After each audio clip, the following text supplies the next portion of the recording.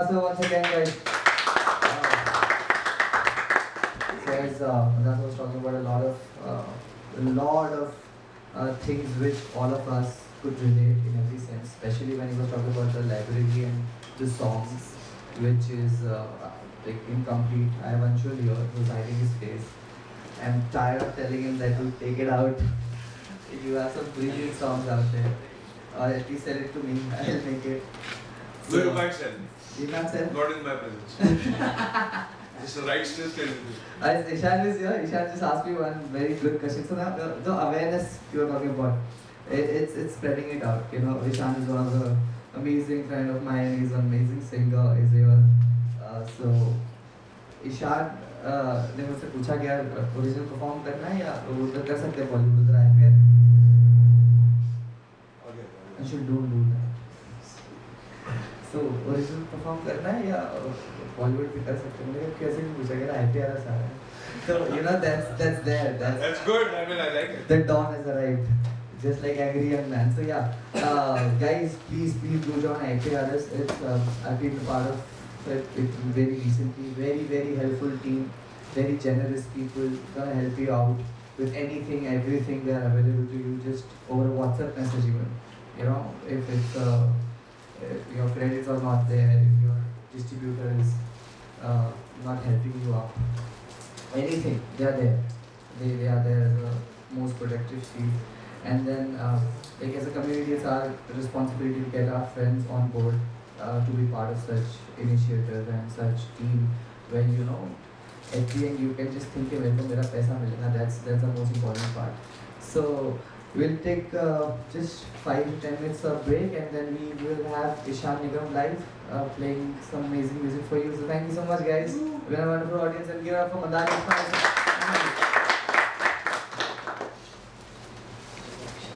मेरा नाम है Shariz Khan welcome to show time सुबह से दो बहुत बेहतरीन इवेंट्स हुए we start off with Manda Deshpande साहब from IPRS then we had Ishan Nigam live playing some of his original songs इस पैनल का मुझे खासतौर पर बहुत इंतज़ार था बिकॉज उसमें मेरा फ़ोटो लगा था so this was one of a kind poster where Tariq bhai and all of the people who are involved in the creative team said कि no you be part of this और चूँकि इसमें जिशान भाई है so मैंने कहा चलो थोड़ा प्रमोशन हो जाए इसमें so ले हमें बहुत ज़ोरदार तालियों से स्वागत करिए जिशान खान साहब का मेरे भाई one of the amazing musicians right now we have in our country बहुत यूनिक वॉइसेस आप सबने तथास्तु देखा होगा जाकिर खान साहब का जो फूल है उसमें जो आखिर में गाना आता है खोया दिल आई गेस वो हम सबके प्लेलिस्ट में बहुत स्पेशल जगह बना के रखा हुआ है जब से वो गाना आया है और उसके बाद फिर गानों की झड़ियाँ लग गई है माशाल्लाह प्यार दोबारा करना है और आज हम एक और स्पेशल अनाउंसमेंट करें will come back to it later but इस पैनल को बनाने के पीछे भी जिशान भाई का एक मुद्दा था उनकी बड़ी छोटी सी वो स्टोरी है वो आपको बताऊंगा once we are on stage also joining on the panel is my big brother Satluj Raj Indori साहब एक बार सतलज भाई के बारे में सुबह से जो पब्लिक यहाँ पे है वो जानती है बट मैं फिर भी इंट्रोडक्शन देता हूँ कि ये कमाल के शायर कमाल के राइटर और मेरे बड़े फेवरेट इंसान है क्योंकि एक बहुत अच्छी पर्सनालिटी है अपने आप में तो थैंक यू सतलज भाई ने बहुत सपोर्ट किया शो टाइम को मुझको और तीसरे जो मेरे पैनल पे है मेरे एक और भाई डॉक्टर तारिक फैज साहब के लिए बहुत ज़ोरदार ताली हो जाए one of the amazing Sufi singers जो मेरे ख्याल में एक लौते एक ऐसे सिंगर है जो नुसरत साहब को अकेले उस लेवल पे गाने की कोशिश कर रहे हैं मैं कोशिश इसलिए बोलूँगा कि मैं गुस्ताखी नहीं कर सकता हूँ हसब के साथ और कोशिश बहुत कामयाब तब होती है जब ललन टॉप में लोग वंस मोर बोल के चिल्लाए और सौरभ देवी साहब आपको बोले जब वाले साहब ताली बजाए मतलब कुछ अच्छा हो रहा है भाई लाइफ में तो तालियां बजती रहनी चाहिए मैं आप सबको इनवाइट करना चाहूँगा स्टेज पे एक बार जोरदार तालियां जिशान भाई और तारिक भाई के लिए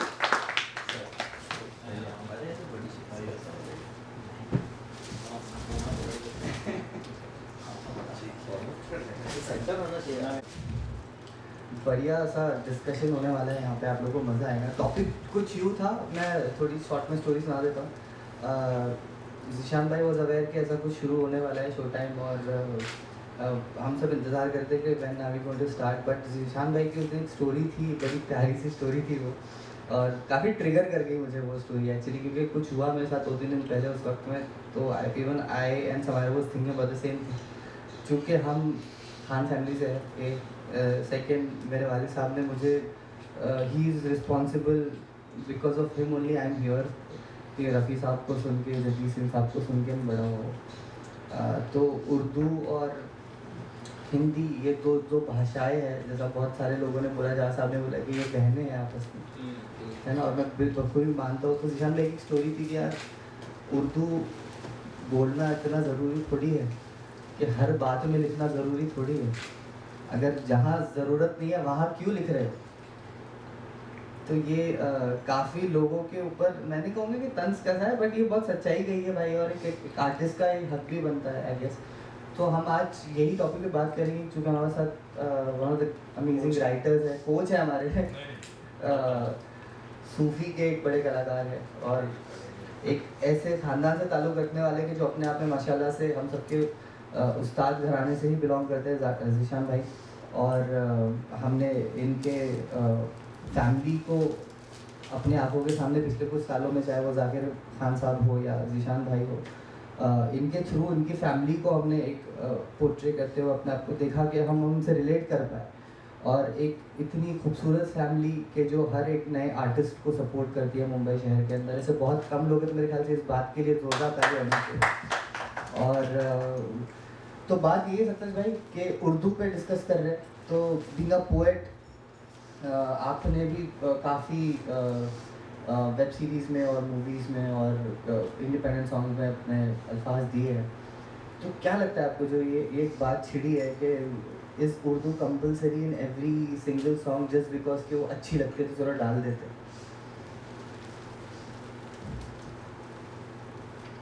आदाब दोस्तों, मेरी आवाज़ पहुंच रही है आप तक? जी जी। बहुत शुक्रिया। सबसे पहले तो आपको बहुत मुबारकबाद इस खूबसूरत महफिल के लिए, इस खूबसूरत जगह के लिए। और मैं भी सुबह से इस डिस्कशन का इंतज़ार में था, क्योंकि पोस्टर पे मेरा भी फोटो था। एक बात मैं जो समझ पा रहा हूँ, जो मैं देख रहा हूँ, जो मैं महसूस कर रहा हूँ काफ़ी वक्त से अशोक भाई, अगर हम लोग प्रॉपर हिंदी में कुछ लिखते हैं तो एहसास होता है कि वो संस्कृत है, और अगर उर्दू में लिखते हैं तो ऐसा लगता है वो अरबी है। जो गाने हम पिछले दिनों, पिछले कई दशकों से सुन रहे हैं, वो दरअसल हिंदुस्तान की ज़ुबान है, और उस ज़ुबान में हिंदी और उर्दू दोनों लफ्ज़ों को साथ साथ वो लफ्ज़ आ रहे हैं लगातार, और वही ज़ुबान ज़िंदा रहती हैं, वही ज़ुबानें आगे जाती हैं जो जिनका दिल बड़ा हो, जो नए लफ्ज़ियात को अपने में शामिल करने के लिए तैयार हो। तो मुझे लगता है कि जो डिस्कशन आपका है वो बहुत बेहतरीन है। कुछ लोग ज़्यादती कर जाते हैं, लेकिन लैंग्वेज अगर आपस में मिलती है तो मैं उनका इस्तेमाल करता हूँ, मेरा ऐसा मानना है। क्या बात है। बट क्योंकि बात जो आपने बड़ी खूबसूरत बात करी कि लैंग्वेज अगर आपस में मिलती है तो आप उसका इस्तेमाल करते हैं, लेकिन कई दफ़े ये हो जाता है ज़ीशान भाई, अमूमन आपसे मैं कहना चाहूँगा, बिकॉज आप कमर्शियली भी इन्वॉल्व है म्यूज़िक इंडस्ट्री में, और काफ़ी कुछ अभी आ रहा है, तो और ऑल्सो आप घराने से भी एक ऐसे बिलोंग करते हैं जहाँ पे आपने क्लासिकल संगीत को बहुत करीब से जिया है, और इतने करीब से जिया है कि आप उस्तादों के ख़ानदान से माशाल्लाह ताल्लुक़ रखते हैं। तो उर्दू आपके लिए क्या इम्पोर्टेंट रोल प्ले करती है, और उस अड़चन का या उस what was the irritation for in your mind that you wanted to say it loud and clear, and I respect that, क्योंकि being an artist I think ये बहुत important हो जाता है एक टाइम पे, अपना भी सजेशन देना या अपनी बात रखना पब्लिक के सामने, और आई एम श्योर कि लोग उसको रिस्पेक्ट दोनों करते हैं, but it doesn't matter unless it's your point of view. Correct. तो ऐसी क्या बात थी कि सतीश भाई इसे कि हम इस्तेमाल भी कर सकते हैं, but what is the point that you felt कि no यार this is like way too much, कि अभी ये बहुत ज़्यादा ही हो रहा है? तो मैं एक स्टेप पीछे जाके समझाने की कोशिश करता हूँ इसको कि एक मुझे लगता है ज़्यादातर लोगों को पता होगा यहाँ पर एक गैदरिंग के तौर पे मान लें कि इस्लामिक गैदरिंग है, जहाँ पर मौलवी साहब बैठे हैं और उनसे सवाल जवाब हो रहा है। जी उनसे पूछा जा रहा है, तो उनसे सवाल जवाब होता है कि लड़कियाँ पढ़ सकती हैं कि नहीं पढ़ सकती हैं, क्या है और क्या नहीं है, क्या क्या अलाउड है क्या नहीं अलाउड है। और उन्होंने बहुत बेहतर तरीके से जवाब दिया कि ये सब ख्याली पुलावनात है और इसका ऐसा ऐसा इस तरीके से ये चीज़ है। तो मेरे लिए बहुत पहला एक्सपीरियंस था वो। वहाँ बैठ के मैंने देखा कि काफ़ी लोगों के चेहरे बदलना, अच्छा ऐसा है क्या ये, इस तरीके से। तो उन्होंने बहुत खूबसूरत बात बोली थी जो मैं बहुत जेन्युइनली बिलीव करता हूँ। इसमें उन्होंने कहा था कि the problem with our generation or with our people around we live around is that we have followed incorrect leaders. Very true very true. Right. So if your leaders are wrong, if they are not aware of their things, they will always misguide you, right? They will tell you wrong things which they are not aware, and they will quote them as it is the fact. the false prophet in Yeah, terms of correct. तो इसको अगर हम इस तरफ ला के देखेंगे जी तो एक तो सब लोग मानते हैं कि उर्दू लैंग्वेज कूल है, ठीक है। आजकल ये बहुत ट्रेंड जब बदला है, वो ट्रेंड तब से बदला है जब सडनली एवरीथिंग, क्योंकि एक नुसरत साहब का बीबा किसी ने रिमिक्स करके डाल दिया और उसके बाद में नुसरत साहब के वापस से सारे कलाम लोगों को सुनने की इच्छा हो गई। वहाँ से जो कन्वर्ट होके ये सारी चीज़ें आई तो उर्दू की तरफ एक और रुझान बढ़ गया लोगों के कि बीबा क्या होता है, इस लफ्ज़ का क्या मतलब होता है। तो मेरा मानना है कि आप पहले एक्सप्लोर कर लें। जैसे सतलज भाई कह रहे हैं कि बिल्कुल वेलकम किया जाना चाहिए, बिल्कुल करना चाहिए। और जैसे जावेद साहब ने एक बात कही कि creativity is not a normal thing, it will not come to normal people. Definitely. It will come to abnormal people. Definitely. And that's how it is, right? So experiment is part of it. You have to go ahead and do it. My point here is that you should be aware. Right. And you don't go out and out. जैसे मैं बताता हूँ classical music में लोग सालों साल 14 साल 20 साल तक रियाज कर रहे हैं घर में, एक कमरे में बैठ के, बाहर नहीं जा रहे हैं, क्योंकि उनको लगता है कि अभी मैं तैयार नहीं हूँ इस चीज़ के लिए। तो तो मेरा मानना है कि उर्दू एक बहुत ही स्ट्रॉन्ग लैंग्वेज है, उसका मीडियम बहुत स्ट्रॉन्ग है। हम इसको लिटरेचर तौर पे देखेंगे तो हम एज ए जनरेशन बहुत गलत प्रोनाउंसिएशन पास कर रहे हैं लोगों को, जो कि सही नहीं लगता मुझे। मेरा पॉइंट ये था। तो बड़ी बिल्कुल सही बात बोली आपने, व्हेन इट बिकॉज वो उठाई वहीं से है। और जब बात नुसरत साहब की निकली है तो बिल्कुल, तो मैंने भाई को पैनल पे रखा ही। गाइस आप है यहाँ पे? मैं सुन रहा हूँ आपके अच्छे से। सर आप अभी ज्वाइन करेंगे तो it be honour for us. नहीं, मैं सुन रहा हूँ आपकी जगह। तो बात नुसरत साहब की निकली है तो आपका होना तो बनता है वहाँ पे, बिकॉज जैसा मैंने इंट्रो में भी कहा। Sir you can have this. So जी, तो मैं कह रहा था कि नुसरत साहब की अगर बात निकली है तो तारिक फैज साहब की बात होनी चाहिए, क्योंकि एक्वोज ऑफ नुसरत जो हम एक बड़ी प्यारी सी चीज़ शुरू करने वाले हैं बहुत जल्दी, जिसके ऊपर आप रोशनी डालेंगे। तो जैसा निशान भाई अभी कह रहे थे कि 14 घंटे का 15 घंटे का सालों का रियाज एक कमरे में बंद होकर ये कहना कि मैं आज भी तैयार नहीं हूँ, और ललन टॉप के उस हाउसफुल इवेंट के बाद भी ये कहना कि अरे यार सर आप करवा लो यार शो, मतलब मैं क्या छोटा सा आर्टिस्ट हूँ। तो आई थिंक ये बहुत अच्छे से डिफाइन करता है एक इरिटेशन निशान भाई जैसे आर्टिस्ट की कि मत करो अगर नहीं आता है तो, क्योंकि आप जैसे आर्टिस्ट बैठे हुए हैं जो इतने हम्बल है।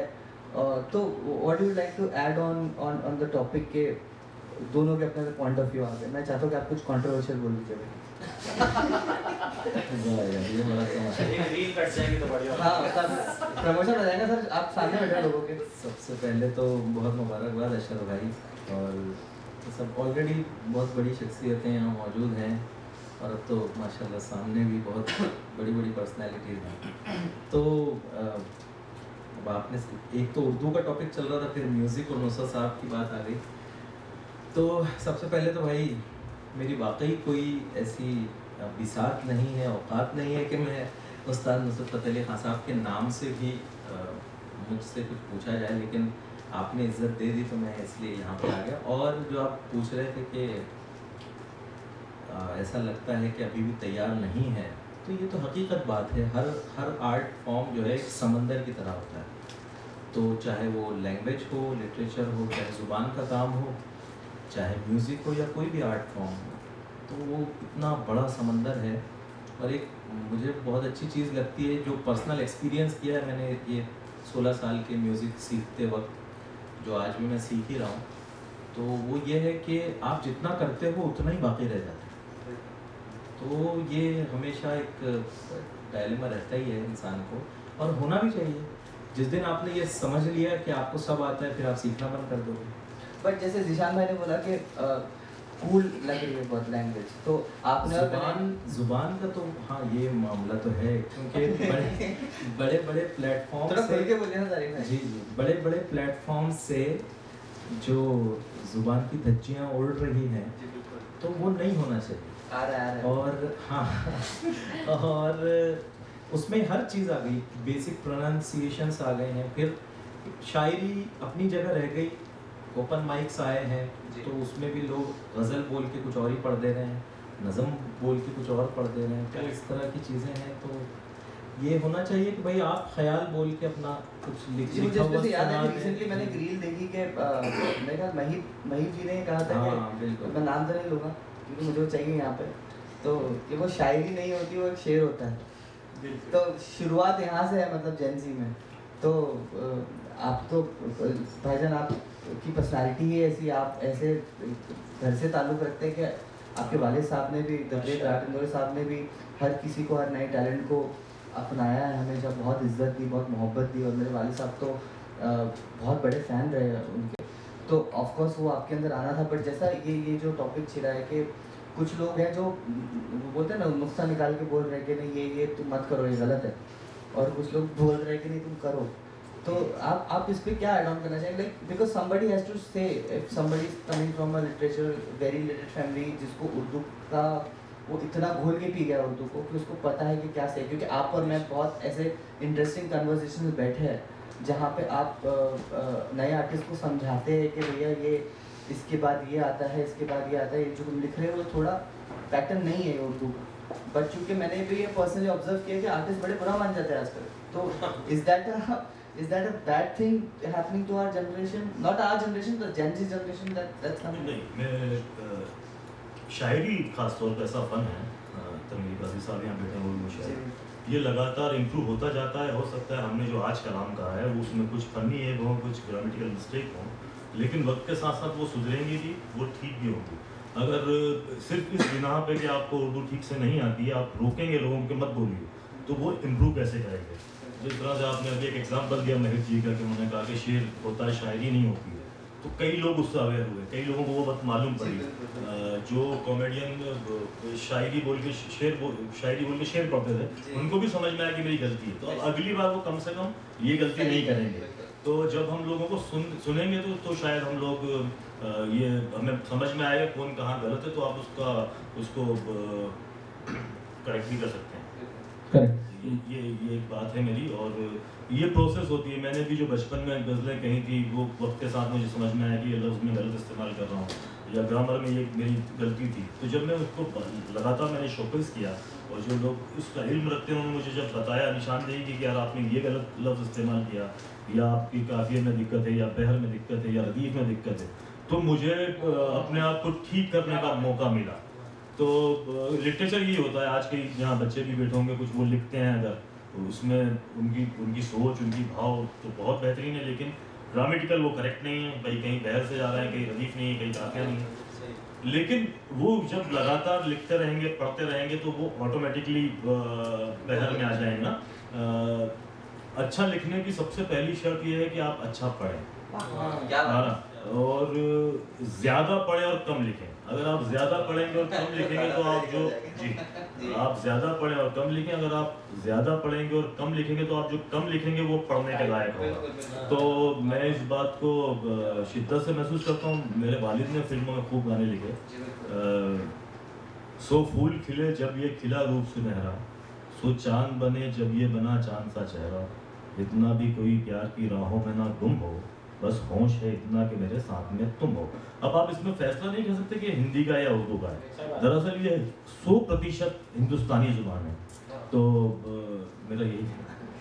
नहीं जिशान भाई, अभी आपके कुछ पिछले इन दिनों जो गाने आ रहे हैं और स्पेशली जो मर्चेंट रिकॉर्ड्स के साथ आया आपका गाना, we see कि in every song there is of course as a composer different vibe, और आपने मुझे इतना लायक समझा कि मैं आपके अनरिलीज सॉन्ग सुन सकूं, इतनी इज्जत दी मुझे, तो मैं वो I can feel that one thing that you are respecting the lyrics and also the every word of it. तो भाई ने जैसा भी बोला सत्ताज भाई ने कि उनको किसी ने सिखाया तो उन्होंने उसको बड़ा अप्रिशिएट करके सीखा। हमारी जनरेशन को बड़ा बुरा लग जाता है वो चीज़ के बारे में, तो because you are the rising star of this generation because they are the people who are bringing you up, so I think there should be a direct message ना कि okay if somebody is teaching you then you should respect that। तो यहाँ पर भाई दो चीज़ है, एक तो जो सत्ताज भाई ने कहा या तो आप दंगल में उतर जाओ, ठीक है, दंगल में उतर जाओ और वो जैसे बॉम्बे लोकल जैसा ही, ठीक है, कि या तो आप खुद ट्रेन में लोकल में चढ़ना सीख जाइए या फिर लोग अपने आप आपको अंदर ले जाएंगे और लोग भी बाहर फेंकेंगे, ठीक है, दैट्स हाउ इट गोज़। सो उसी तरीके से मेरा जो प्रोसेस है गाने बनाने का, मैं सत्ताज भाई को ये बता रहा था कि मुझे लगता है जिसका काम उसको साधे वो ज़्यादा बेहतर रहता है। मैं मेरी समझ के हिसाब से मुझे जितना लिख पाता हूँ मैं लिख लेता हूँ, और फिर मैं जो भी एक शख्स है जिसको उस बात के बारे में पता है, जिससे उसे मालूम है कि ये शब्द का क्या मायने होते हैं या फिर इस शब्द की जगह कुछ और शब्द यूज़ हो सकता है, क्योंकि ये इंग्लिश बोलने जैसा है, जिसकी जितनी बेहतर वोकैबुलरी है उतना बेहतर वो शब्द डाल सकता है, राइट। यहाँ पर एक स्टेप और पीछे आते हैं, तो ये मेरा गाने बनाने का प्रोसेस है। यहाँ पर हम किसी लिरिसिस्ट को भेज देते हैं, वो लिरिसिस्ट अपने हिसाब से अपनी समझ के हिसाब से वो बेहतर कर देता है उसको। वहीं पर गाना रिलीज़ करना एक इतनी इजी प्रोसेस हो गई है। तो अवेयरनेस की जो बात कह रहे थे सतलज भाई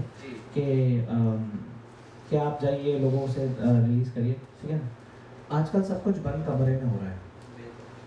एक प्रोड्यूसर है जो बंद कमरे में अपना गाना बनाता है, उसके पास में एक प्लेटफॉर्म है जो 2,500-3,000 रुपये में उसको मिल जाता है, वो अपने सारे स्टोर्स पे वो गाने भेज देता है, उसकी कोई क्वालिटी इवैल्यूएशन नहीं है कि क्या है क्या नहीं है, और वो चले जाता है, ठीक है।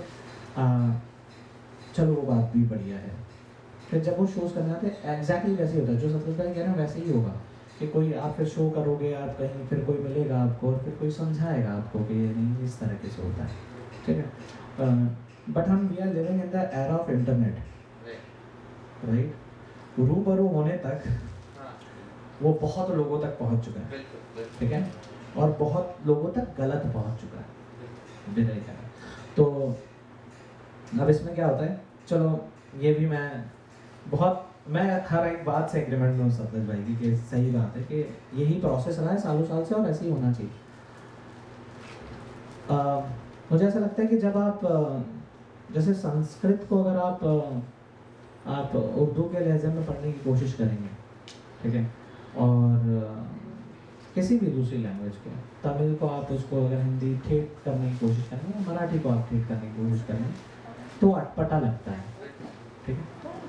तो मुझे बड़ा अटपटा लगता है जब मैं उर्दू शब्द को इंग्लिश एक्सेंट में सुनता हूँ कि उनको पता नहीं है कि किस तरीके से उसे बोला जाता है, बट वो क्योंकि उनकी परवरिश। सो यहाँ पर एक और बात ये आ जाती है कि बी ट्रू टू योरसेल्फ। तो मेरा ये एज एन आर्टिस्ट बहुत मानना है कि अगर सतलज भाई है तो सतलज भाई की पहचान है, कि तारिक भाई है तो तारिक भाई की पहचान है कि तारिक भाई की परवरिश यहाँ से है, ये इंसान है और ये यहाँ इस तरह पढ़े थे और इस वजह से इनकी बातचीत में ये फ़र्क आता है। वो मेरा कहना है। बट स्टिल एक छोटी सी बात मैं ऐड करना, तो एक आपने जो प्रोसेस बताया गाने वाला, एक सिस्टम अपने वहाँ से पूरी इंडस्ट्री में तो बहुत रेयर ही रह गया अब, और फील्ड में भी कभी ये चीज़ सुनने नहीं मिलती है। सतलज भाई एग्री करेंगे मेरी बात से, रिकॉर्डिंग के वक्त अगर लिखने वाला वहाँ मौजूद हो तो सिंगर को भी करेक्ट कर सकता है। बिल्कुल बिल्कुल। तो प्रोनाउंसिएशन से एकदम परफेक्ट आएगी। अब क्या हो रहा है कि वो लिखने वाले लिख के भेज देते हैं, बस वो गाने वाले गा दे रहे हैं उनके हिसाब से जैसा ठीक लगा। अच्छा, बहुत सारे कंपोजर्स को भी ऑब्वियस बात है लहजा नहीं पता नहीं नहीं, पता। ना उसका तलफ़ुज़ पता है, तो वो करेक्शन रह जाता है। मैं बहुत बार मेरे कुछ दोस्तों आपके भी साथ में बैठा हूँ कई बार, तो हम लोगों ने इस तरह से करेक्शंस किए हैं जो अपने को थोड़ा बहुत समझता था उसके हिसाब से। तो और ये हम भी सिस्टम सीख ही रहे हैं। हाँ, बिल्कुल, obviously, हाँ, obvious बात है। हाँ, बहुत बहुत बिल्कुल। सारी चीज़ें मैं भाई से बहुत बार पूछते रहता हूँ कोई भी चीज़ पे फ़ोन लगा के। जी सर। जो भी यहाँ पे लिखने वाला है या लिखने वाली है,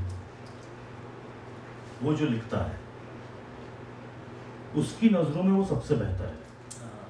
क्या बात तो क्या अपलोड होगा, क्या पब्लिश होगा, क्या रिलीज होगा, ये मायने नहीं रखता है। जो रिलीज कर रहा है वो अपनी सबसे बेहतरीन शायरी या अपनी गाना जो उसको लग रहा है कि ये सब लोगों को सुनना चाहिए, वो करता है। और हमेशा हर अहद में जो अलग प्रतिभाएं होती हैं वो उस अहद से अनफिट होती हैं। हाँ, वो लोगों को लगता है ये अलग है यार, ये कुछ, लेकिन वक्त के साथ लोग उसको कबूल करते हैं। तो अगर किसी इंसान ने एक गीत में 500 जुबानों का इस्तेमाल किया है तो हमें उसका भी इस्तकबाल करना चाहिए, और वो आवाम के हाथ में, सुनकार के हाथ में कि वो उसको कैसा लग रहा है। मैं जब यहाँ पे आपके यहाँ पे हाजिर हुआ आपके इस इवेंट में, तो आपने कहा बड़े अच्छे लग रहे हो भाई, नहीं बुलाया सब लगे, आप कुछ अलग लग रहे हो। मैं इंसान की पहचान देखकर नहीं कर पाता, मैं इंसान की पहचान सुन के करता हूँ। क्योंकि हम लोग सब अलग अलग हैं और अलग अलग हैं इसलिए ही खूबसूरत हैं। अगर मैं आपके जैसा होता, आप मेरे जैसे होते तो क्या फ़र्क था, सब लोग खूबसूरत होते तो क्या खूबसूरती थी। तो हम लोगों का अलग अलग होना ही हमारी खूबसूरती है। उसी तरीके से शायरी, गज़ल, गीत अलग अलग तरीके से जब आपके सामने पहुंचेंगे, अलग अलग तरीके से जब आप लोग सुनेंगे, तो आपको अलग अलग तरह का मज़ा आएगा, आप अलग अलग तरह के समझ रहे हैं। तो मेरा इतना सा कहना है। हालांकि मुझे लगता है कि दोनों भाई बहुत अच्छी बात कर रहे हैं, मैं इनको काट नहीं रहा हूँ, लेकिन मैं अपनी भी बातें इनके साथ जोड़ रहा हूँ। नहीं, पर जैसे सरताज भाई, ज़ीशान भाई ने अभी थोड़ी देर पहले बोला ना कि जो हम सब एग्री करते हैं, थोड़ी देर पर भी मंदार सर की जो मास्टर क्लास हुई उसमें उन्होंने भी कहा कि म्यूजिक रिलीज करना और मतलब कुछ भी रिलीज कर देने में बहुत फर्क है। आजकल ये हो रहा है कि रिलीज नहीं तो रिलीज क्या करना है, इसको सेंसर कौन करेगा?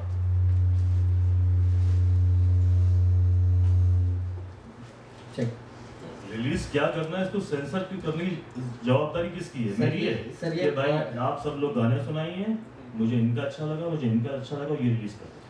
जितना जो भी आदमी यहाँ पे लिख रहा है, जो भी आदमी यहाँ पे गा रहा है, उसको हक है कि वो अपनी चीज को जमाने के सामने ले जाए।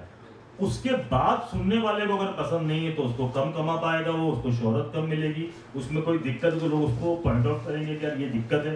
तो बाहर आते रहना चाहिए आपकी। बट ज़ीशान भाई, ये जो कंटेंट बाहर आता है पब्लिक के पास, अगर वो एक मीडियम से माध्यम से आ रहा है, तो आपको नहीं लगता कि जो बाबू लोग वहाँ बैठे हुए हैं कंटेंट को निकालने के लिए, तो ये इनका भी म्यूजिशियन या म्यूजिक से कुछ ताल्लुक रखना ज़रूरी है, या ये किसी तौर पर, क्योंकि मेरे बहुत सारे लेबल्स पे, मल्टीपल चैनल्स पे, मल्टीपल लेबल्स पे गाने आए जिसमें काफ़ी नामची लेबल्स भी थे और कुछ नए लेबल्स भी थे, 3 टायर्स भी थे।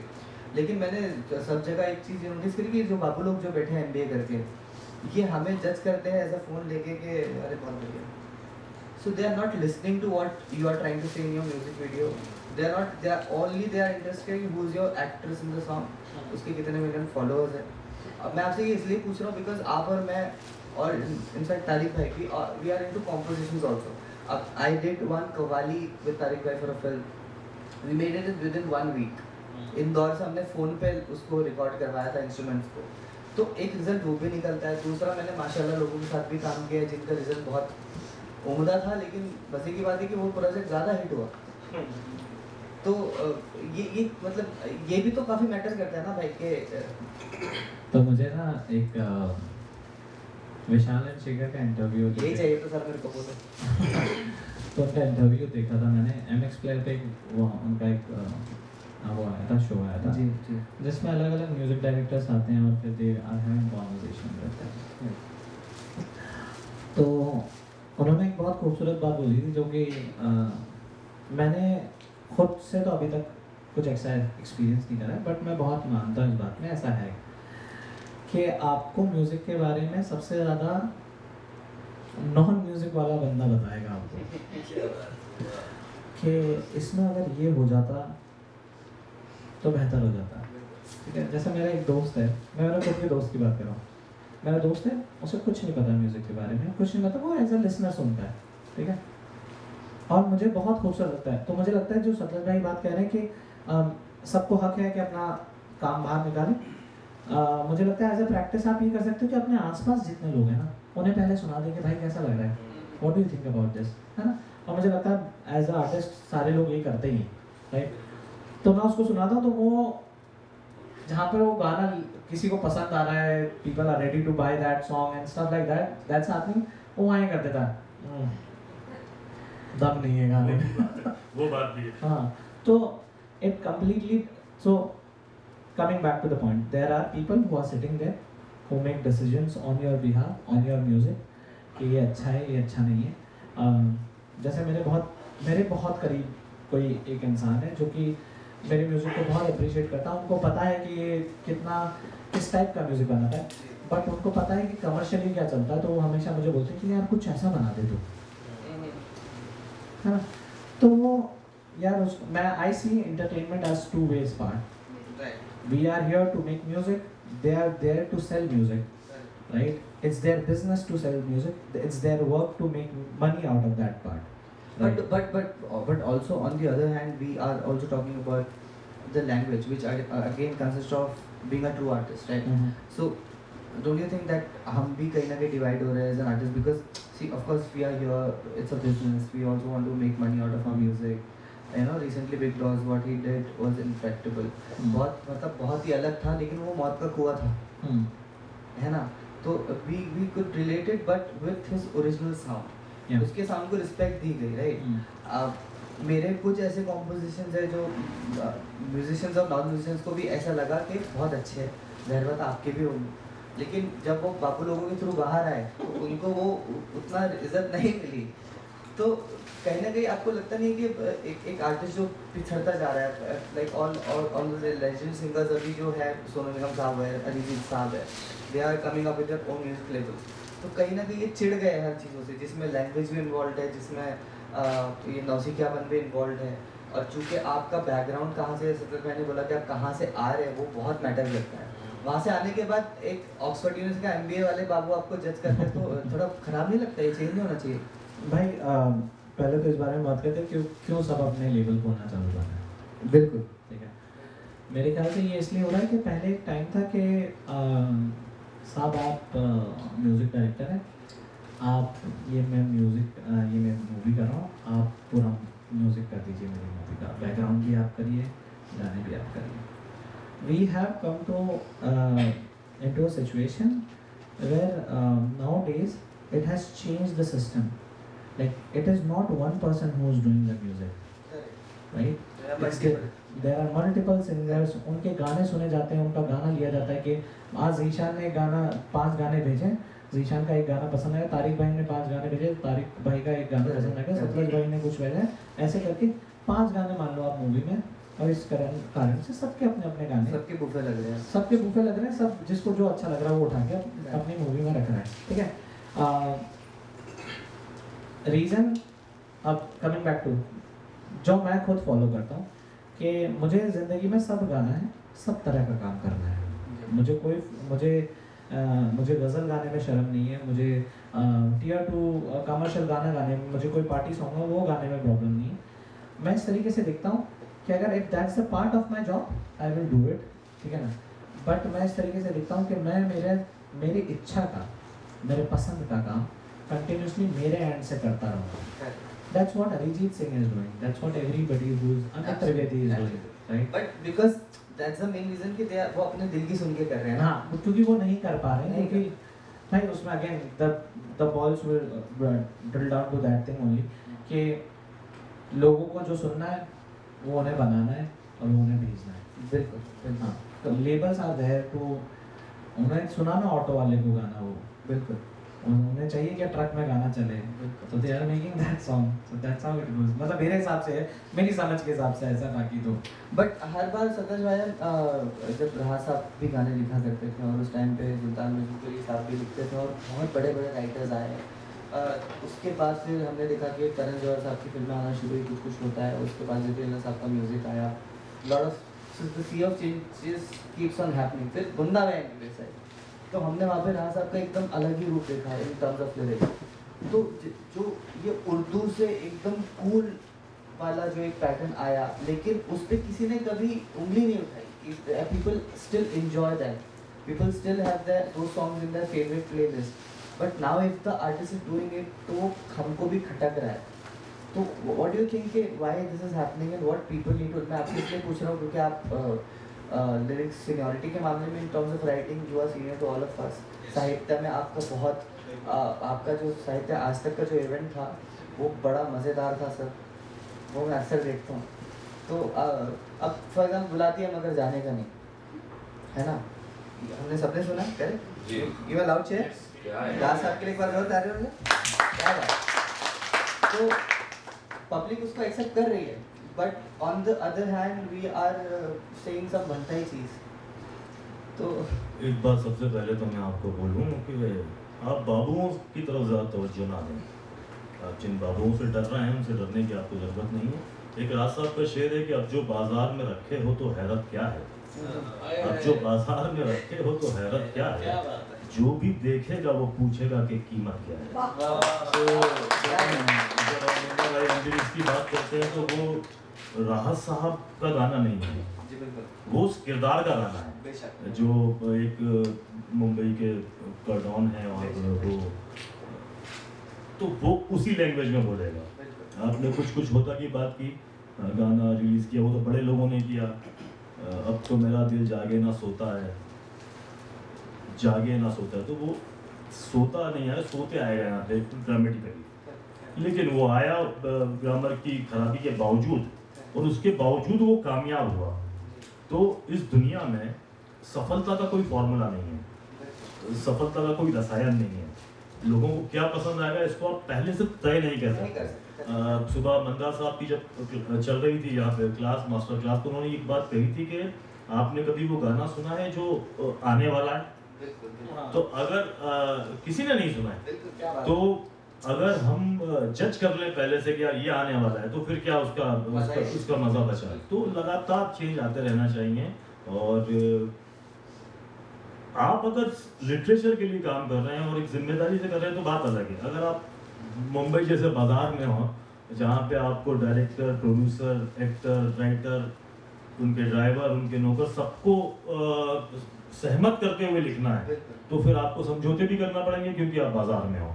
लेकिन अगर आप साहित्य साधना कर रहे हैं, आप मुशायरे पढ़ना चाहते हैं, आप संगीत में डूबे हुए हैं, तो फिर वो आप अपनी मर्जी से कर सकते हैं। और बहुत से ऐसे गीतकार आज भी यहाँ मौजूद हैं। तनवीर गाजी साहब यहाँ बैठे हैं, आपको मैं बड़ा कुछ नसीब समझता हूँ कि वो इतनी बातें मेरी सुन रहे हैं। तो वो उन्होंने जो पिंक में लिखा था, तो किसकी खोज में, तो हाँ किस लिए हताश है, तो इस तरह के गीत भी लिखे जा रहे हैं क्योंकि इनको मौका दिया जा रहा है। तो वो मौके के ऊपर है, किरदार के ऊपर है, डायरेक्टर, प्रोड्यूसर, राइटर की सोच के ऊपर है, वो किस तरह की चीज़ें अपने सुनने वाले को, देखने वाले को दिखाना चाहते हैं। तो उनका भी बहुत कुछ होता है। और शायर और वो तो मजदूर हैं जो लोग उनके लिए काम कर रहे हैं। जिस तरीके का ऑर्डर आएगा उस तरह की सप्लाई आएगी। बट जैसा आपने बोला अभी के एक वो जो आर्टिस्ट जो डूबा हुआ है वो उसका खुद का भी डिसीजन बन जाता है एक वक्त के बाद, तो एक अपनी एक अलग छवि बन जाती है। तो हमने बहुत सारी ऐसी किस्से और कहानियाँ सुनी है राज साहब के बारे में। हमने कहा कि वो किरदार का गाना था, तो he went into the depth of it, he wrote कि मुन्ना भाई क्या है, and he wrote the songs of it, है ना। उसका क्रंचीनेस पकड़ा, वो पकड़ा। राइट नाउ अब जैसा हमारा जो आज का टॉपिक है पैनल का, उर्दू अनप्लग्ड, तो हमने इसको अनप्लग्ड किया इसीलिए कि वो प्लग ठीक से नहीं हो पा रही थी। तो वो ये प्लग इन अभी कुछ सालों में हिंदी और उर्दू में फर्क ही नहीं बता पाएंगे। जी राज साहब ने गीत की बात हुई, गीत लिखा, दिल एक पहेली है, सोने की हवेली है, दिल जब से हुआ है गुम, मेरी जान अकेली है, सोचा था रख लूंगी मैं दिल से बदल कर दिल, अब जाने कहाँ गुम है, सीने से निकल कर दिल। तो अब आप इसको उर्दू का कहेंगे या हिंदी का कहेंगे?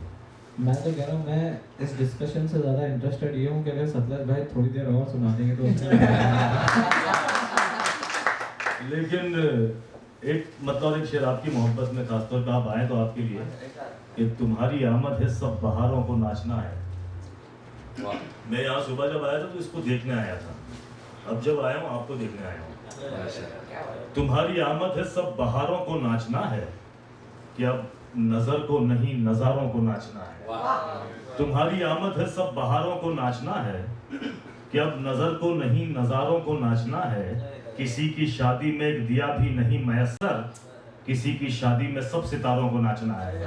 तो किसी के घर में दिया नहीं है, किसी के घर की शादी में तमाम स्टार नाचना चाहते हैं, तो अलग अलग परिस्थितियां होती हैं, अलग अलग मौके होते हैं। शुक्रिया जी। मुझे लगता है कि आज के लिए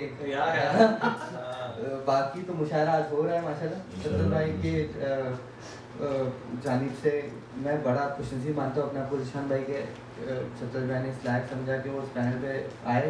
शुक्रिया। And I am very thankful to you because मैं थोड़ी देर पहले मैं बाबू से डरता नहीं हूँ सर, क्योंकि मैं ऐसे बाबुओं के बीच में बैठा हूँ कि वो वहाँ मुझे कुछ होने नहीं देंगे। तो इस बात पे भी तालियां होनी चाहिए कि अच्छे बाबुओं के बीच में बैठना भी जरूरी है। और ईशान भाई इसके खास तौर से मैं इसलिए थैंक यू बोलना चाहूँगा कि मैंने आपके क्रिएटिव में एक हार्टथ्रॉब करके हमेशा मेंशन किया है। वो इसलिए क्योंकि आप माशाल्लाह काफ़ी खूबसूरत इंसान भी है और काफ़ी पसंद किए जा रहे हैं। आपके गाने माशाल्लाह बहुत अच्छे परफॉर्म कर रहे हैं, पब्लिक आपको पसंद कर, क्योंकि ओरिजिनल साउंड है। तारिक भाई हमेशा आपके वोकल के बारे में, आपके टेक्सचर के बारे में डिस्कस करते हैं। There is something new which is coming out. So एक तकब्बुर आ जाता है इंसान में, एक एटीट्यूड आ जाता है। But whenever I have met you, आपने हमेशा मुझे और तारिक भाई को या सतलज भाई को ये बताया कि भाई घर आओ, घर में बैठते हैं, खाना खाते हैं। तो coming from that background again to be like this, I think lot of artists are sitting in the audience, so they should learn this। क्योंकि हम अक्सर बोलते हैं पुराने लोगों के एग्जाम्पल देके कि आप उनसे सीखो, बट ये अपनी ही फौज की भर्ती है भाई, इनसे भाई सीखिए। मैं बस यहाँ पर thank you so much for being so nice to us, but ना तो हमारी औकात है कि हम ऐसे लोगों के साथ बैठ पाए, ठीक है।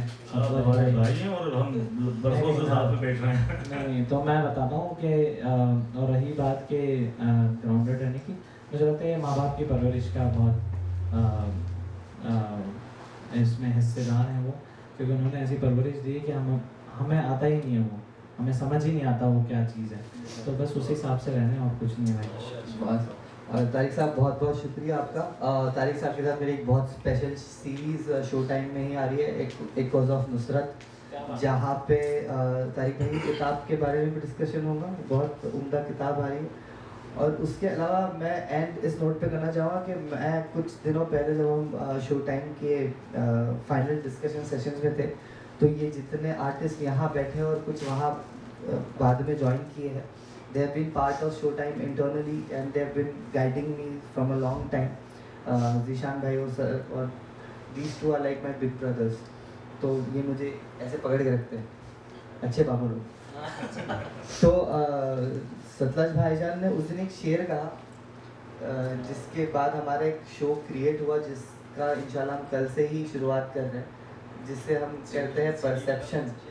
तो परसेप्शन की शायरी पे सर मैं एंड करना चाह रहा हूँ। उसका रीज़न ये है कि मुझे क्वेश्चन मार्क पे चीज़ें छोड़ना बड़ा मज़ा आता है ना। जैसे राजा मौली सर ने छोड़ा था, कटप्पा ने बाहुबली को क्यों मारा, तो सतलज ने ये शेर क्यों मारा, क्वेश्चन मार्क, जिससे परसेप्शन का जो आपके सीढ़ियों वाला जो शेर।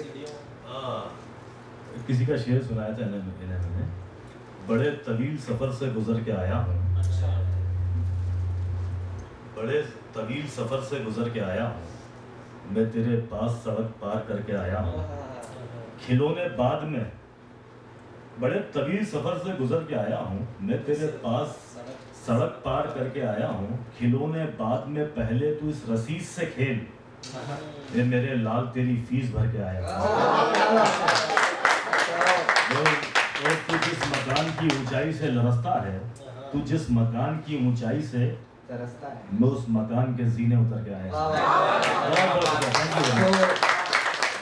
आते रहिए, देखते रहिए। शो टाइम में कुछ बहुत मज़ेदार चीज़ें होने वाली है। सतलज राज साहब को हमने पकड़ के रखा हुआ है कि अब तो बड़े भाई है हमारे, अब तो रहना है।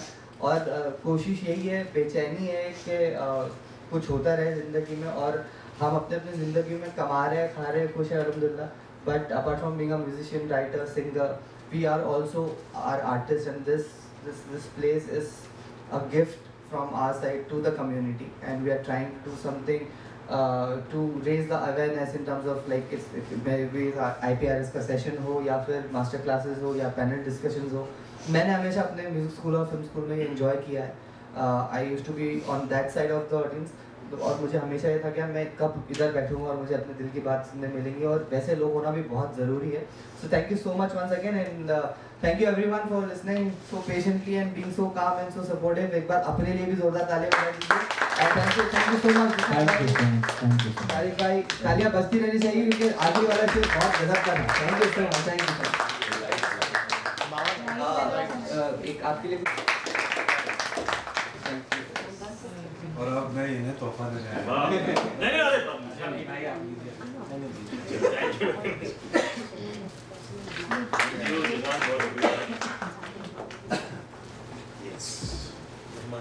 तालियां बजती रहनी चाहिए। लग रहा है ना कि मैं दे रहा हूँ।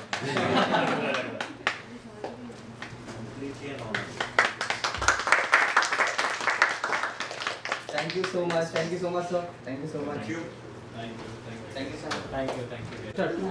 या प्लीज अगर वो शर्ट साइलेंस बोल दीजिए थोड़ा। बस साइलेंस हो जाइए भाई जी। Yes sir. ओके, सबसे पहले बहुत बहुत स्वागत है। शो टाइम के बारे में थोड़ा सा अगर हमारी ऑडियंस को बताएं, क्या है एग्जैक्टली शो टाइम?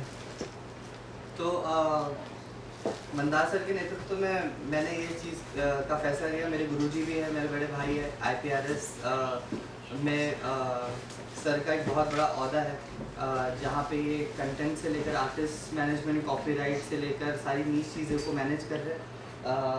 मेरे साथ है ज़ीशान खान साहब, बहुत ही उम्दा कलाकार है। He is one of the famous singers, very famous composer. Then I have Tanveer Ghazi साहब, जिन्होंने पिंक, अक्टूबर, हेट स्टोरी 2 में अपने कमाल के लिरिक्स लिख के पब्लिक को हिला दिया एकदम। And then we have Satluj Raj साहब, इनके बारे में जितनी तारीफ की जाए उतनी कम है। कमाल के लेखक है, स्टोरी टेलर है, स्टोरी राइटर है। और इनके अलावा हमारे साथ बाकी कलाकार भी मौजूद है। लवी शाह है यहाँ पे जो स्टोरी टेलिंग करने के लिए आई है। तेजस्विनी मैम है जो भी पोइट्री करने के लिए आई है। And then we have Ishaan on, तो ये सब परफॉर्म करके भी चले गए। तो basically we have writers, we have story tellers, we have singers. Show time का नाम ही अपने आप में ये कि this is a place for an artist, कि आप यहाँ आए, परफॉर्म करें, यहाँ से कुछ सीख के भी जाए, कुछ सिखा के भी जाए। और we are also working as a talent resourcing company. हमारा मोटिव यही है कि एज एन आर्टिस्ट हम अपनी कम्युनिटी के लिए कुछ करें। तो यही सोच लेकर मंदार सर के साथ मैंने इसको आगे अंजाम दिया। And this is like today we are starting. Okay, Mandar sir क्या कहना चाहेंगे? सबसे पहले शो टाइम के बारे में बताइए, और जो आज जो आर्टिस्ट यहाँ पर परफॉर्म करके गए हैं, क्या कितना फ़ायदा होता है जो नए आर्टिस्ट भी हैं उनके लिए स्पेशली? एक्चुअली ये कम्युनिटी बिल्डिंग की एक एक्सरसाइज है। हो क्या रहा है कि एक पर्टिकुलर टाइप का म्यूजिक बनने के बाद ये ऐसा लगता है कि यही सही है, और एक है जो हमें लगता है कि सही है, और एक है जो वाकई में सही है। तो इस दोनों के बीच में ये कुछ एक कम्युनिटी फंसी हुई है आर्टिस्ट की, कि हम लोग मुंबई के हिसाब से काम करें या कलाकार के हिसाब से काम करें। और एक मोटिव ये है इस पूरी इनिशिएटिव के पीछे कि ये आपका वर्ल्ड है, ये आपकी स्टोरी है, जो शो टाइम आपको अपॉर्चुनिटी देगी। एंड शो टाइम का मूल उद्देश्य यही है कि इसमें संगीत की तरह बात हो, एंड ना कि सिर्फ पॉपुलर संगीत या फोक संगीत या पोइट्री या ऐसे बांधना नहीं चाहिए इस आर्ट फॉर्म को, क्योंकि ये बहुत सरल एक्सपीरियंस है। और जिस तरीके से दुनिया जा रही है, ये हमारा एक छोटा सा प्रयास है कि हम ये सारे जो जिनको बोलते हैं ना प्योर फाइन आर्ट फॉर्म्स, उनको शो टाइम के ज़रिए एक स्टेज पे लाए, उनको एक स्टेज मिले और हर किसी आर्टिस्ट को अपनी एक्सप्रेशन रखने के लिए एक जगह मिले। सो ये ओवरऑल मोटिव है इस विजन के पीछे। एंड मैं बहुत ही मतलब प्राउड महसूस कर रहा हूँ आज, बिकॉज एक तो इतने बड़े शायर, इतने बड़े कवि, इनके साथ बैठने का मौका मिल रहा है, इनको सुनने का मौका मिल रहा है, और ऐसे बहुत कम वेन्यूज़ बचे हैं जहाँ एक्चुअली इन चीज़ों के बारे में बात हो रही है।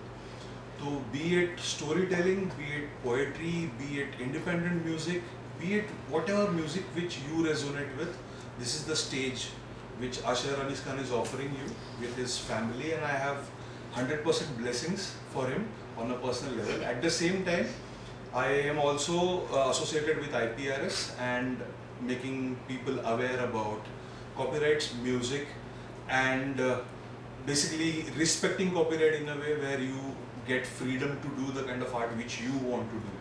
So I think वहाँ यहाँ कहीं तो ये point I think mid point है कि जो इन दोनों में कॉमन है, कि शो टाइम भी शायद यही करना चाहता है, और हमारी पूरी ब्लेसिंग्स इनके साथ है। आप क्या कहना चाहेंगे, क्या बेस्ट विशेस होंगी शो टाइम के लिए, और कितना इम्पोर्टेंट है जो बडिंग आर्टिस्ट है, जो नए आर्टिस्ट है, उनके लिए कितना बड़ा प्लेटफॉर्म होगा या कितनी बड़ी अपॉर्चुनिटी होगी? मुझे लगता है कि एक बॉम्बे जैसे शहर में काफ़ी लोग एज अ बिजनेस की तरह देखते हैं इस मॉडल को, making a room and running a room, but I think so because Asher himself is an artist. He understands the nuances of being an artist, what an artist feels like and what is an art form. तो वो एक बहुत खूबसूरत उसका बोलता है ना, एक शेप में आता है वो, कि उनको खुद को समझता है कि म्यूज़िक क्या है, फिर उसके बाद में वो अपने आर्टिस्ट किस तरीके आर्ट फॉर्म यहाँ पर आ सकता है। जैसे मंदा भाई कह रहे थे कि फोक म्यूज़िक हो गया, या फिर हम वो आर्टिस्ट जो आर्ट करना चाहते हैं उन्हें अपने फैसले नहीं बदलना पड़ेंगे क्योंकि किस तरह का म्यूज़िक चल रहा है। उस हिसाब से मुझे लगता है एक बहुत ही बढ़िया एक जगह बना ली है जहाँ पर आके जो भी सारे नए आर्टिस्ट हैं और पुराने आर्टिस्ट हैं, जिस तरीके से सारे सिंगर्स जो हैं वो अपना खुद का लेबल खोल रहे हैं क्योंकि उनको अपना खुद का म्यूज़िक करना है, उसी तरीके से जिन लोगों को अपना रियाज करना है, अपने आप को पॉलिश करना है, उसके लिए बहुत ही बेहतरीन जगह है। सर आप क्या कहना चाहेंगे शो टाइम के बारे में? और किसी का शेर है कि खुशबू को फैलने का बहुत शौक है उनका, मुमकिन नहीं हवाओं से रिश्ता किए बगैर। शो टाइम एक जगह है जहाँ हवा और खुशबू का एक कनेक्शन कायम होता है। तो मेरी शुभकामनाएं इनके साथ है। हम दोनों एक ही शहर से हैं। अशर, मैंने इनकी शुरुआत से इनको देख रहा हूँ, इनके अंदर जो जुनून है, जो लगन है, तो मैं बहुत इनकी कद्र इसलिए करता हूँ कि ये बड़ी ईमानदारी से कोई भी काम करते हैं और इनको कला की भी समझ है, अच्छी और बुरी कला की जो होता है ना। तो मुझे पूरी उम्मीद है कि इस प्लेटफॉर्म से जो भी मसाला बाहर आएगा वो अच्छा आएगा। Sir your views on show time?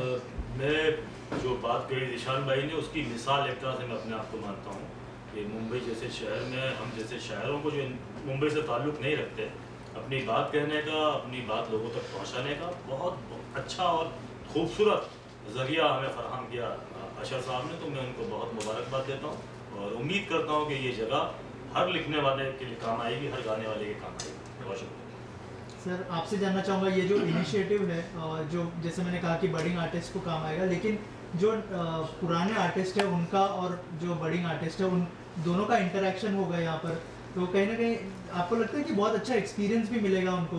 जी बिल्कुल, लाइक जैसा मना सर ने बोला और सबने बोला कि एक एक्सरसाइज हमारी यही है कि कोई बडिंग आर्टिस्ट आके अपना कोई एक मॉड्यूल पिच कर रहा है, और जिशान भाई का भी आई गेस 27th को एक ऑडियो रिलीज़ हो रहा है, बड़ा खूबसूरत गाना है।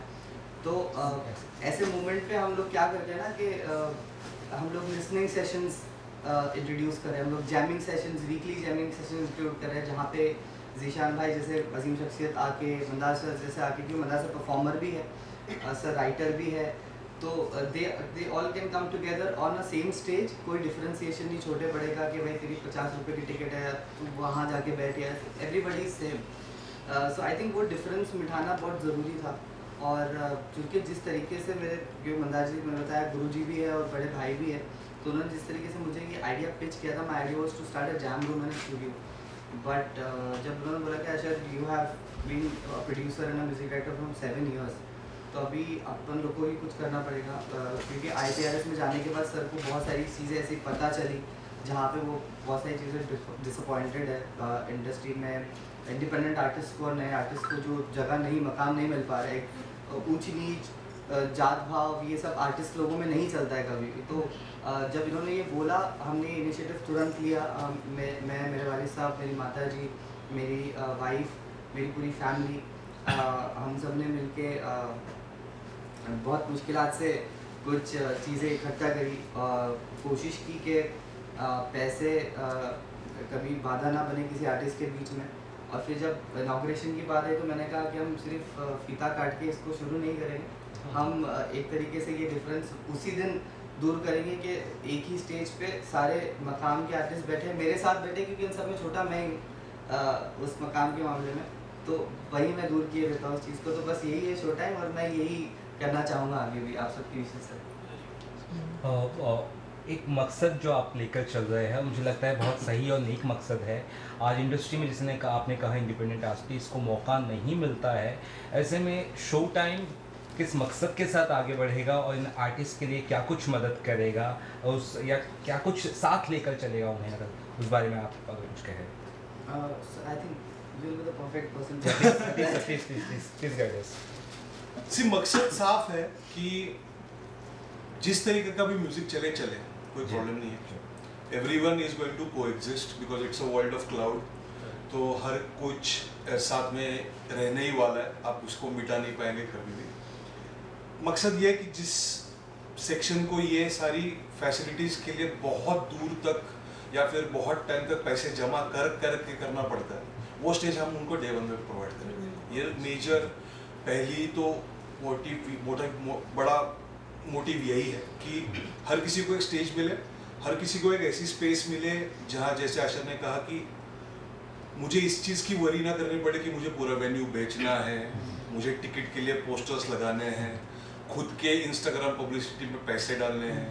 नहीं, ये वेन्यू उनके लिए खड़ा है जिनको बिल्कुल ऐसे लगता है कि मेरी आर्ट लोगों तक पहुंचनी चाहिए। तो ये बेसिक मकसद रहेगा। दूसरा ये है कि शो टाइम थ्रू हम लोग जितने भी अच्छे पोएट्स, अच्छे स्टोरी टेलर्स, अच्छे ड्रामा मेकर्स, डांसर्स, जो भी अच्छे इंडिपेंडेंट आर्टिस्ट यहाँ पर जुड़ना चाहते हैं, उनके लिए ये स्पेस है। इसको बनाया ही ऐसा गया है, जो डिज़ाइन अगर आप देखोगे पूरी स्पेस का, तो ऐसे है कि इसको किसी भी चीज़ में बदला जा सकता है।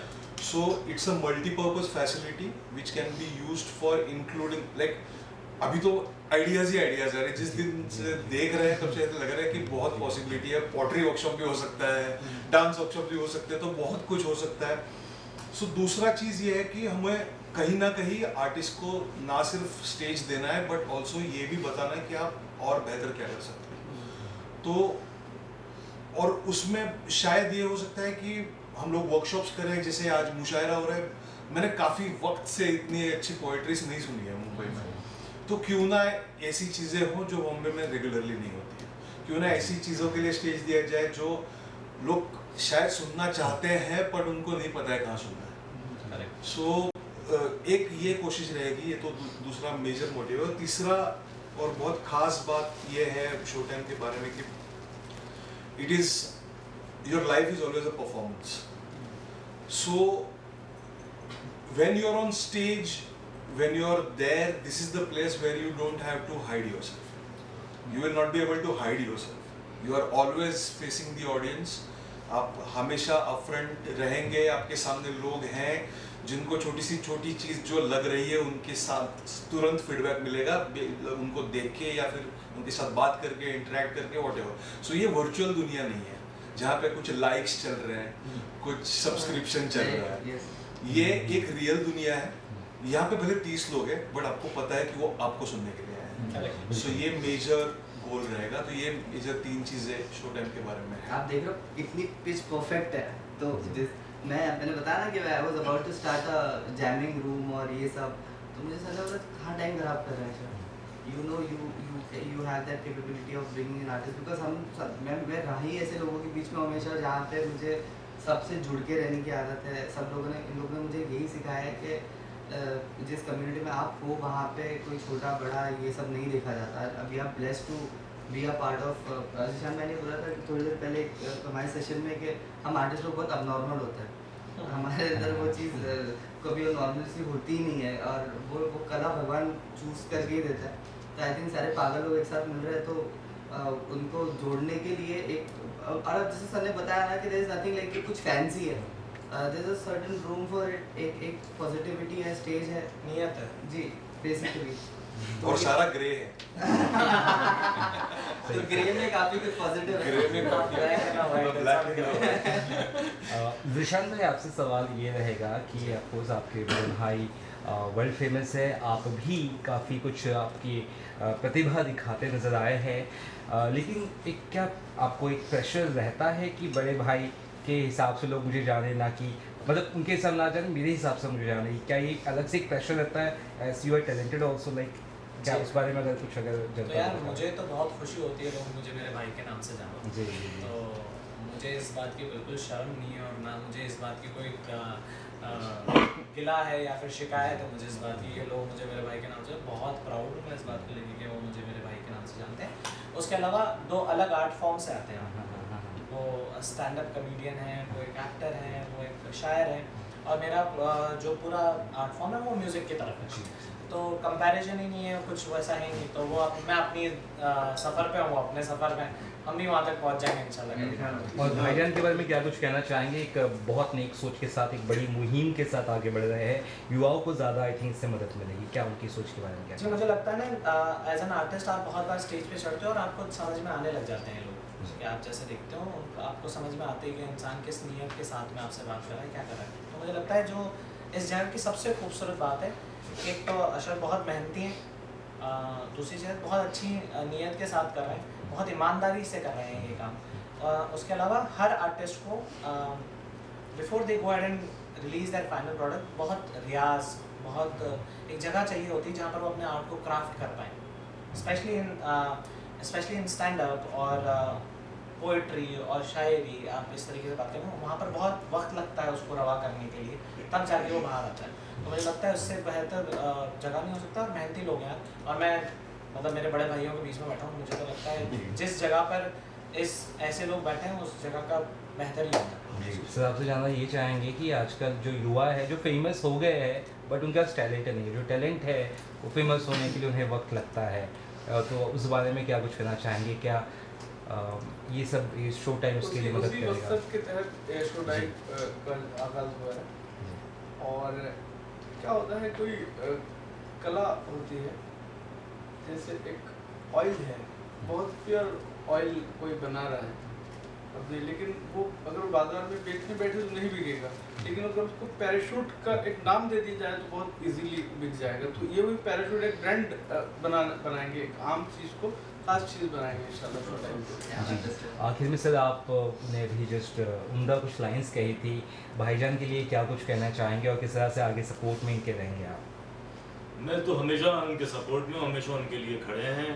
तो मैं उनके लिए यही कहूँगा कि तेरे खादिम हैं तेरी शान में खड़े हुए हैं, तेरे खादिम हैं तेरी शान में खड़े हुए हैं, हम यहाँ तेरे ही सम्मान में खड़े हैं। तो हमेशा इनके साथ हैं। और एक महफूज हुसैन साहब की एक पेंटिंग थी, वो 1 करोड़ रुपए में बिकी थी। तो उनसे किसी ने पूछा कि साहब ये आपकी जो 1 करोड़ में पेंटिंग बिकी, आपने कितने वक्त में बनाई? तो उन्होंने कहा ये मैंने 10 मिनट में बनाई थी, लेकिन इसको सोचने में 40 साल लगे। तो अशर ने जो काम किया वो हो सकता है 2-4 महीने में शुरू हो गया, लेकिन इसको सोचने में एक लंबा वक्त लगा है। तो मुझे लगता है कि इसके रिजल्ट जो है वो भी बहुत लंबे वक्त तक देखे जाएंगे। अच्छा जी, फाइनली फैमिली सपोर्ट किस तरह से रहा? आपकी वाइफ काफ़ी आपके साथ यहाँ पे सपोर्ट में है और फैमिली भी आपको सपोर्ट में रहेगी, किस तरह से उनका सपोर्ट आपके साथ रहा है, अगर उस बारे में कुछ कहे आप? सर मैं मतलब आई एम हियर सिंस 2012 जी, और सपोर्ट है। मैं क्या बोलूँ, मतलब मेरे अलावा मेरे फैमिली के बारे में मंदार सर, सतलाज भाईजान, तनवीर मामू, जिशान भाई, सब तारिक भाईजान का मैं नाम नहीं मैं भूल जा रहा हूँ, मुझे बड़ा मारेंगे वो, बड़े कतराते मीडिया के सामने आने से। तो फैमिली है तो हम लोग हैं सर। अदरवाइज जैसा मैंने बोला, हम आर्टिस्ट है, नौसिखी है, कुछ भी करते हैं, कुछ भी सोचते हैं, कुछ भी ड्रीम करते हैं।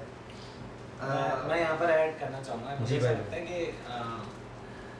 ये सभी के साथ में कि हमें सबको कोई चाहिए जो भरोसा दिखा दे हम पे, कि वो कहते कि यार तू कर लेगा, तू कर ले, I think so that's the part Ashar family has played that कि उन्होंने बोला हाँ तेरे में है तो कर ले भाई.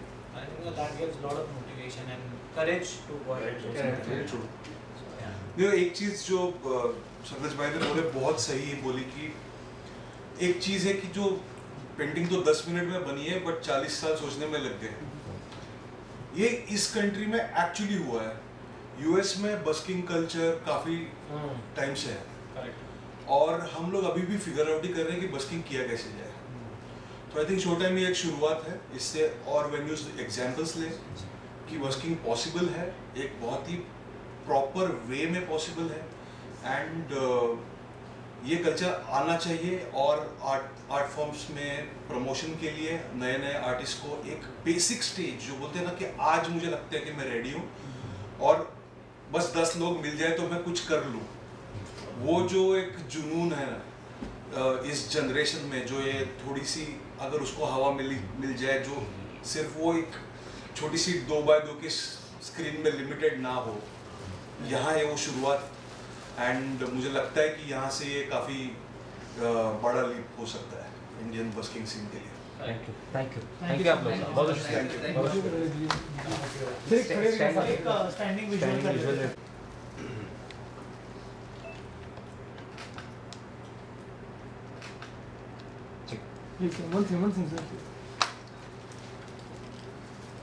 Can I tell Sumaira on stage? जी प्लीज बुला लीजिए उनके से भी दो शब्द. फोटो खिंचाओगे आपके ऊपर डाल देते हैं, ऐसे बताइए. रिसेप्शन वाला. 1 second.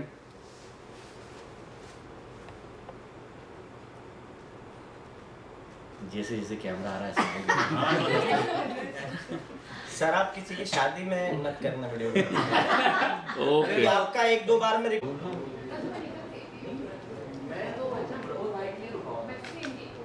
Yes, here, all of you are.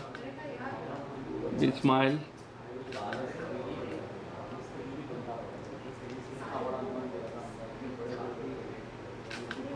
Okay, thank you.